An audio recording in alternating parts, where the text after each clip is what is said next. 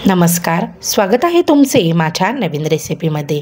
उद्यापासून नवरात्रींना सुरुवात होणार आहे आणि प्रत्येकाचाच उपवास असतो आणि तेच साबुदाण्याची खिचडी खाऊन कंटाळा येतो, शिवाय साबुदाण्याने ॲसिडिटीसुद्धा होते। मग अशा वेळेला आपण काय बनवू शकतो वेगळं, ज्याने पोटसुद्धा भरेल आणि मस्त चमचमीत असं बनेल। त्यासाठी आपण बनवत आहोत वरईच्या तांदळाचे घावणे। तर डोसे तर आपण नेहमीच बनवतो, पण हे घावणे अगदी वेगळ्या पद्धतीने आहे। आता इथे मी 1 कप वरईचा तांदूळ एक अर्धा तासापूर्वी भिजत घातलेला आणि चटणीसाठी आपण इथे साहित्य घेतलेलं आहे। तर आपण इथे खोबरं शेंगदाण्याची चटणी बनवत आहोत उपवासाची। त्यासाठी मी इथे 7-8 हिरव्या मिरच्या घेतलेल्या आहे। नंतर 1 वाटी खोबरं आणि आपण पाव वाटी शेंगदाणे घेतलेत। त्यामध्ये अर्धा चमचा जिरं घातलेलं आहे, अर्धा चमचा मीठ आणि अर्धा चमचा साखर घातली आहे आणि पाणी घालून आपण मस्त ही चटणी बनवून घेऊया। जर तुम्हाला इथे फोडणी द्यायची असेल तर तुम्ही थोडंसं तेलामध्ये जिरं घालून त्याची फोडणी देऊ शकता। आता आपली चटणी तयार झाली, आपण आता घावणे बनवायला घेऊया। तर आपण जो तांदूळ वरईचा तांदूळ जो आहे तो भिजत घातलेला, त्यातलं पाणी पूर्ण निथळवून आपल्याला ही जी वरई आहे ही मिक्सरमधनं चांगली बारीक करून घ्यायची आहे। आता आपण मिक्सरच्या भांड्यामध्ये पूर्ण पाणी निथळवून घ्यायचं आहे आणि ही वरई चांगली बारीक वाटून घ्यायची आहे।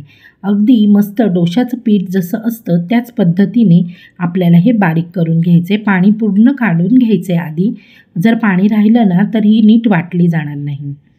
आता ही वरई छान बारीक वाटून घेतली, अगदी डोशाचं जसं पीठ असतं त्याच पद्धतीने आपण ही वाटून घेतलेली आहे। आता आपण ह्यामध्ये थोडंसं पाणी घालून घ्यायचं आहे आणि कन्सिस्टन्सी ॲडजस्ट करून घ्यायची। आपल्याला हे जे पीठ आहे हे थोडंसं पातळसरच हवं आहे, जसं आपण घावणे बनवतो तांदळाच्या पिठाचे त्याच पद्धतीचं आणि त्याच कन्सिस्टन्सीचं आपल्याला हे बॅटर हवं आहे। तर आता आपण ह्यामध्ये थोडंसं पाणी वाढवून घेऊ आणि कन्सिस्टन्सी आपली ॲडजस्ट करून घेऊया। तर इथे मी जवळजवळ 1 वाटी पाणी घातलेलं आहे आणि हे बघा अगदीच पातळ असं हे पीठ आपल्याला बनवून घ्यायचं आहे। आता आपण ह्यामध्ये चवीपुरतं मीठ घालून घेऊया आणि मीठ ढवळून घेऊ छान। आपण हे मीठ पिठामध्ये व्यवस्थित असं विरघळलं गेलं पाहिजे, इतकं छान आपल्याला हे मिक्स करून घ्यायचं आहे।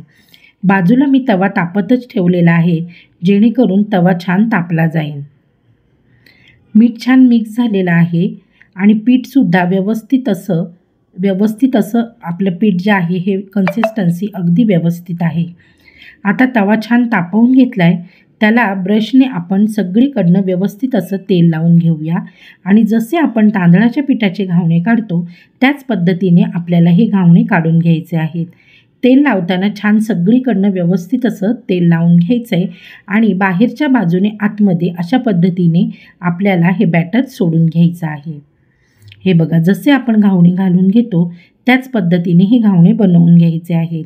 रोज ती साबुदाण्याची खिचडी किंवा वरईचा भात खाऊन कंटाळा येतो, त्यावेळेला हे जे आहेत उपवासाचे घावणे हे अतिशय छान आणि मस्त असे ऑप्शन आहे आपल्याला खाण्यासाठी आणि बनवायलासुद्धा अगदीच सोपं आहे। खूप जास्त झंझट नाही, काही नाही आणि फक्त वरईच्या तांदळापासून आपण हे घावणे बनवलेले आहेत। अगदी छान आणि मस्त जाळीदार असे हे घावणे तयार झालेले आहेत। कोणाला समजणारसुद्धा नाही का हे घावणे तांदळाच्या पिठाचे आहेत की वरईच्या तांदळाचे। अगदी सुंदर आणि मस्त असे हे जाळीदार आणि मऊ असे हे घावणे तयार होतात। साईड जसे घावणे झालं का त्यावर आपल्याला झाकण ठेवायचं आहे घावणं काढून झाल्यावर आणि 1-2 मिनटं आपल्याला हा घावणं चांगलं शिजवून घ्यायचं आहे।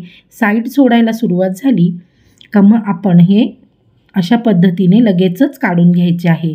आपल्याला दुसऱ्या बाजूने हे घावणे अजिबात भाजायचे नाही आहेत, तर एका बाजूनेच भाजून घ्यायचे आहेत। तर आपले हे वरईच्या तांदळाचे घावणे आणि मस्त शेंगदाणे खोबऱ्याची झणझणीत अशी ही चटणी, ह्याची रेसिपी तुम्हाला नक्कीच आवडली असेल. आणि आवडली असेल तर माझ्या चॅनलला लाईक, शेअर, सबस्क्राईब करायला विसरू नका. बेल आयकॉन पण दाबा, म्हणजे मी अपलोड केलेल्या रेसिपीचे नोटिफिकेशन तुम्हाला सर्वात आधी मिळेल. आणि अशाच आपण नवनवीन नवरात्रीच्या उपवासाच्या रेसिपी बघणारच आहोत. चला तर मग पुन्हा भेटू आपल्या पुढच्या व्हिडिओमध्ये.